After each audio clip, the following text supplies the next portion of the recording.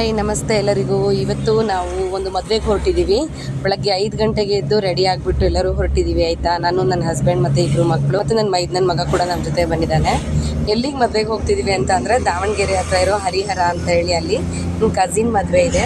So ಅಲ್ಲಿ ಮದುವೆಗೆ ಹೋಗ್ಬೇಕಾದ್ರೆ ನಾವು ಬೆಳಗ್ಗೆನೇ ಮನೆಯಿಂದ ಟಿಫನ್ ಎಲ್ಲ ಮಾಡಿಕೊಂಡು ಅಲ್ಲಿ ಒಂದು ಪ್ಲೇಸಲ್ಲಿ ಕೂತ್ಕೊಂಡು ಎಲ್ಲರೂ ಊಟ ಮಾಡಿದ್ವಿ ಆಯಿತಾ. ಹೊರಗಡೆ ತುಂಬಾ ಚೆನ್ನಾಗಿತ್ತು ಎಕ್ಸ್ಪೀರಿಯೆನ್ಸು. ಈ ಥರ ಹೊರಗಡೆ ಊಟ ಮಾಡೋದು, ಹೊರಗಡೆ ಏನಾದರೂ ತೊಗೊಳೋದಂದರೆ ತುಂಬಾ ಖುಷಿ ಅನಿಸುತ್ತೆ, ಒಂದು ಸ್ವಲ್ಪ ಚೇಂಜಸ್ ಅಂತ ಅನಿಸುತ್ತೆ.